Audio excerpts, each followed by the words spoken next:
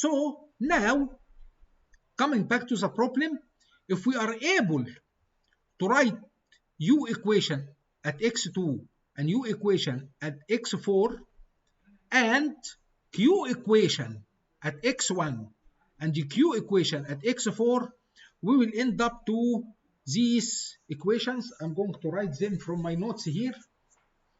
You have to do it by yourself actually. Here, okay, let me write these equations.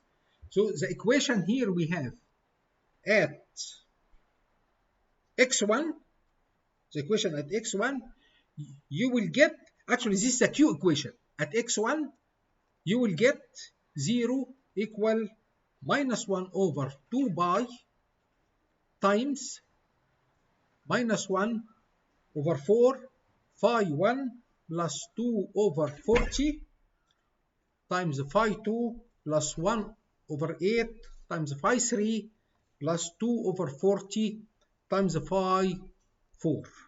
This is the first equation. If we look at x2, this is q equation. At x2, we will have u equation. Okay, so the u equation, this is at x2.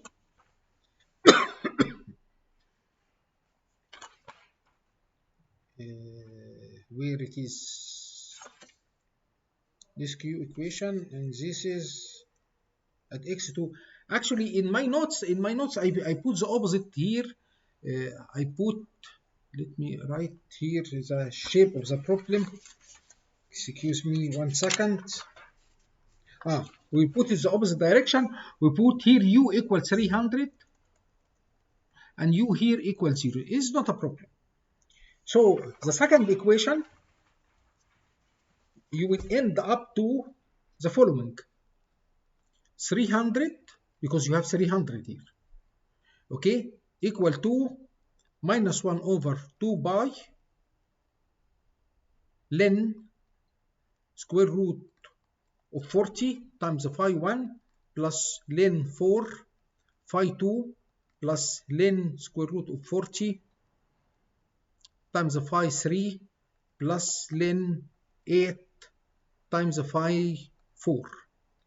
The ln 40 comes from 2 square plus 6 square.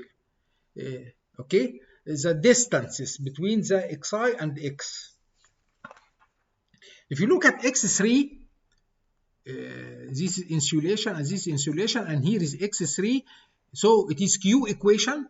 So you will have x3, the equation at x3, you will end up to 0 equal to minus 1 over 2 pi 1/8 phi 1 plus 2 over 40 phi 2 plus minus 1 over 4 times phi 3 plus 2 over 40 times phi 4. The last equation, it is u equation at x4, which is 0 equal minus 1 over 2 pi ln square root of 40 phi 1 plus ln 8 phi 2 plus ln square root of 40 times phi 3 plus ln 4 times phi 4. So you will end up to the following matrix form. Will end up to the following matrix form. Very nice matrix here. It is minus 1 over 4 ln square root of 40 1/8 and ln square root of 40. Here you have 2 over 40, you have ln 4, you have 2 over 40, you have ln 8, you will have here 1 over 8, you'll have ln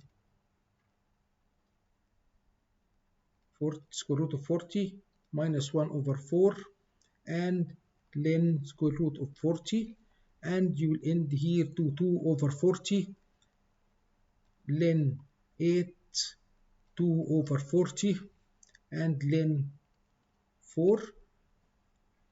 These are the matrix equation times phi 1, phi 2, phi 3, phi 4 equal to 0 minus 300 times 2 pi, because I multiply these 2 pi here in the denominator here, and here is 0 and here is 0. If you look at this system of equations, very nice system of equation and very easy. Very easy. You can do it by yourself. You can do it on Excel or something like that. Okay. If you look here, you will find the first equation. As we said, the first equation, it is U equation. So actually, this is a U equation. Okay. Sorry, it's a Q equation. I'm sorry. This is Q equation. And this one is U equation. And this one is Q equation. And this one is U equation. So this matrix actually is a matrix of the fundamental solution itself, whether it is U or Q. So we always write it in this form, UQ equation is the fundamental solution multiplied by phi equal to the right hand side, and the right hand side always known values of the boundary conditions. So this part is known, always known values of boundary condition. Always the known values of the boundary condition. Actually, because you choose which equation you are going to use according to the prescribed boundary condition you have. And remember, in this slide, if you remember, when we used this equation U at x1, we are not able to put it because still the right hand side here we have on the equation, it is in the system of equation is the right hand side, but here is the left hand side is still unknown. Okay, so we will end up to this form, which is UQ is very well known from the fundamental solution. The intensities phi are unknown, and these are always prescribed values, always known.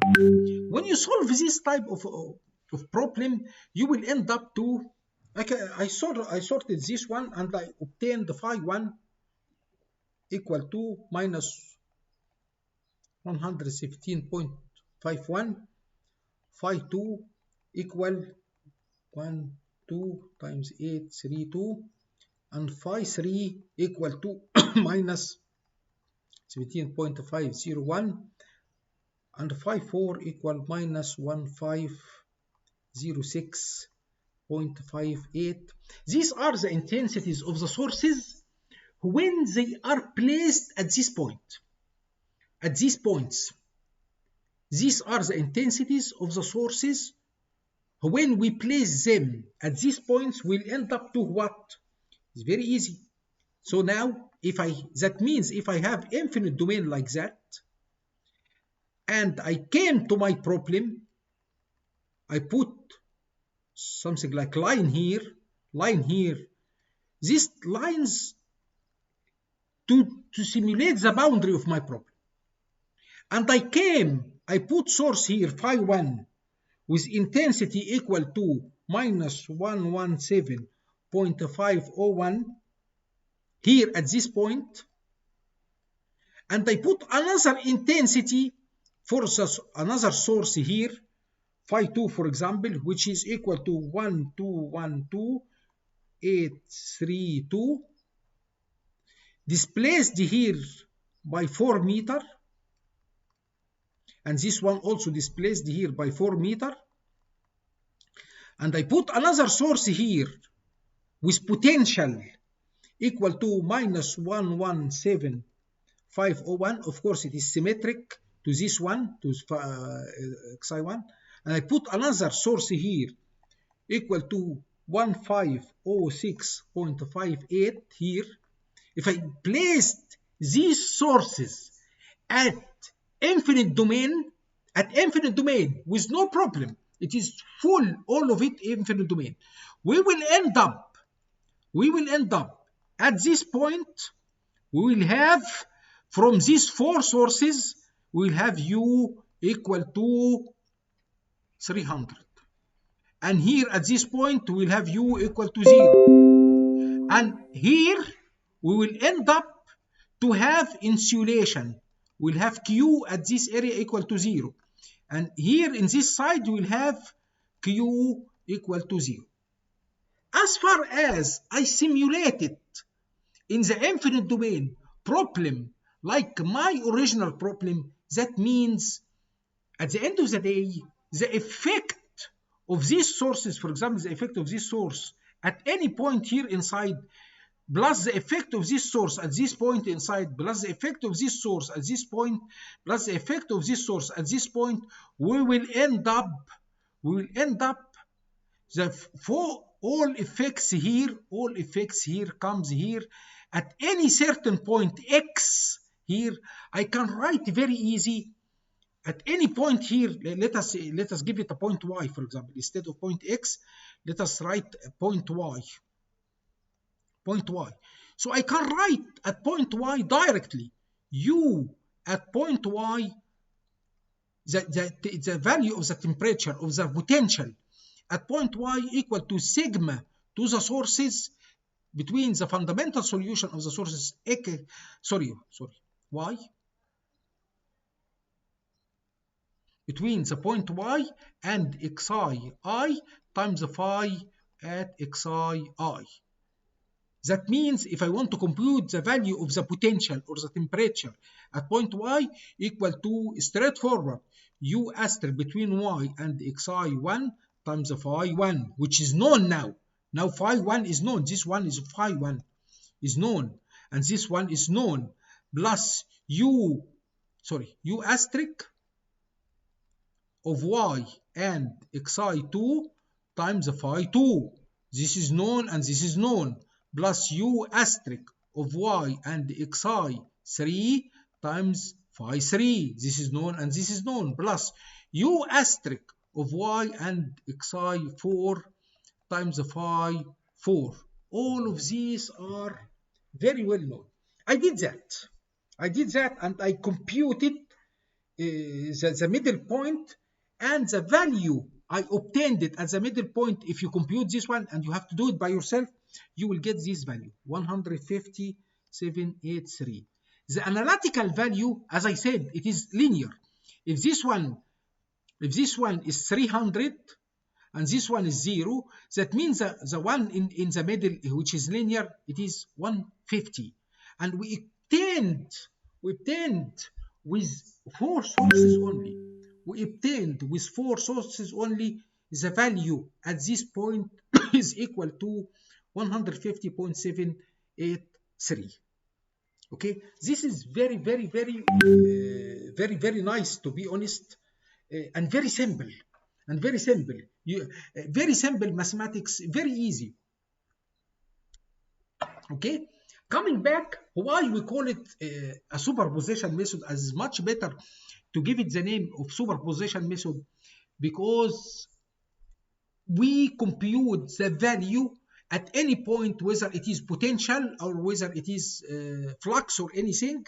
We can compute it directly using superposition of the effect of the sources we have at this point. Okay,